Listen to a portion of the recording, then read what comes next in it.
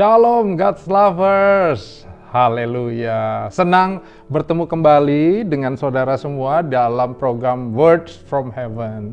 Terima kasih untuk kesempatannya. Kali ini saya juga bisa sharing tentang firman Tuhan dan rema yang ada di dalamnya. Tema WFH kali ini adalah Amsal bukan sekedar pengetahuan. Dan kali ini kita mau membahas Injil sebagai dasar.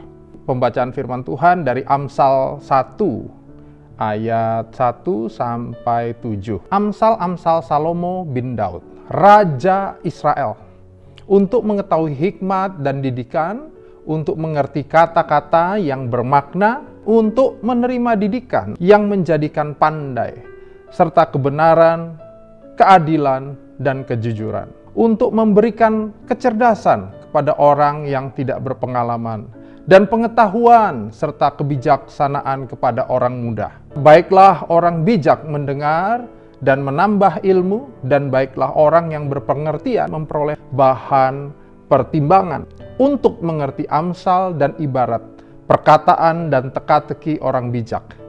Takut akan Tuhan adalah permulaan pengetahuan, tetapi orang bodoh menghina hikmat dan didikan. Demikianlah pembacaan firman Tuhan pagi ini. Berbahagialah kita yang membaca, merenungkan, juga melakukannya. Amin.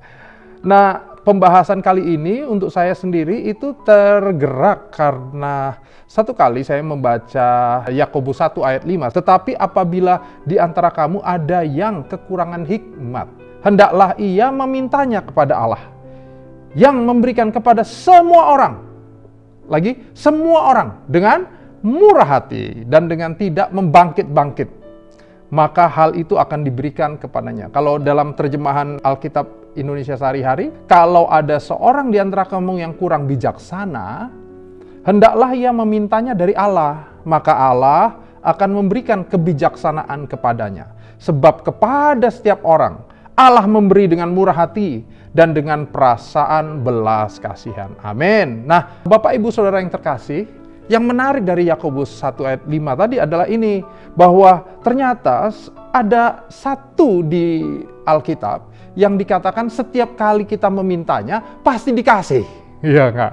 Lagi ya, setiap kali kita memintanya pasti dikasih. Apa itu? Hikmat atau kebijaksanaan.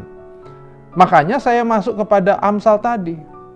Karena saya menemukan juga dalam konseling-konseling kami dalam pengembalaan, banyak orang baca Amsal, tapi kok kebijaksanaannya kurang ya? Kok nggak bertambah dewasa dalam kebijaksanaan? Apa sih yang menyebabkan hal itu? Nah, dalam 3 seri ke depan, kita akan membahasnya satu persatu. Kalau kita melihat Amsal yang tadi kita baca, ayat 1-7, dimulai dengan ayat 1. Hari ini kita eksposisi sedikit ayat yang pertama saja. Saya ulang ya, Amsal Salomo bin Daud, Raja Israel.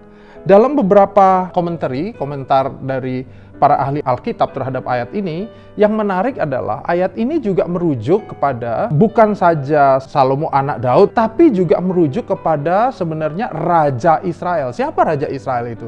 Tentu saja Allah yang Maha Kuasa, Allah yang Maha Besar, Yahweh. Jadi Amsal dimulai dengan bahwa setiap orang yang membacanya, Salomo ngajarin, harap dia membacanya dengan kacamata dari Tuhan, kira-kira begitu.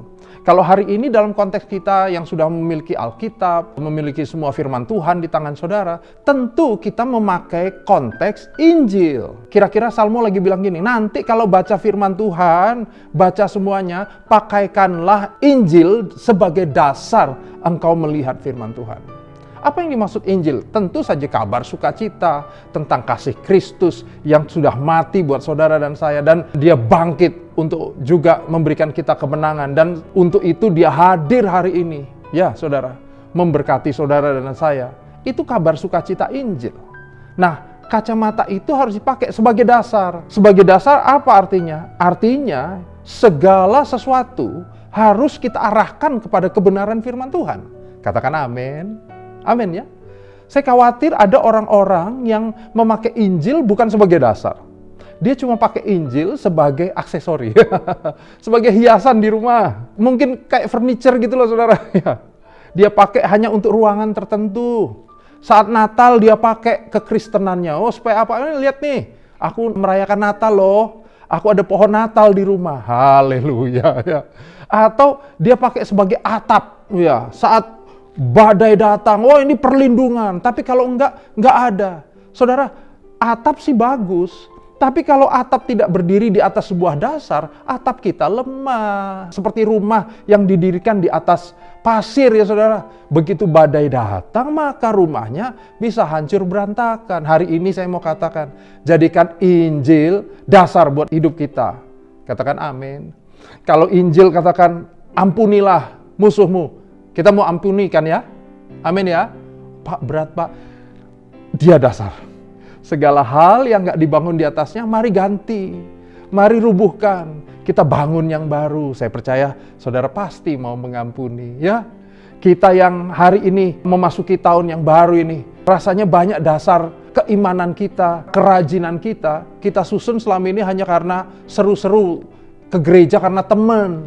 Tahun ini kita mau berubah. Kita melakukan segalanya untuk Tuhan karena kita mengasihi Dia. Amin, saudara. Jadikan Injil sebagai dasar dari hidup kita.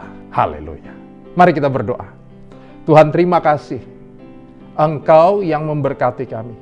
Dan kami percaya hari ini kami belajar dari firman-Mu bahwa Engkau adalah dasar kehidupan kami. Berkati Bapak Ibu yang ada di rumah. Kami semua yang merenungkan firman-Mu. Kami mau menjadikan Injil sebagai dasar hidup kami. Terima kasih Tuhan. Terima kasih buat hari ini hanya di dalam nama Tuhan Yesus. Sama-sama katakan amin. Haleluya. God's lovers, jangan lupa bagikan link YouTube ini kepada saudara-saudaramu, kerabat, teman-teman, supaya semuanya juga dapat berkat Tuhan. Amin. Tuhan Yesus memberkati.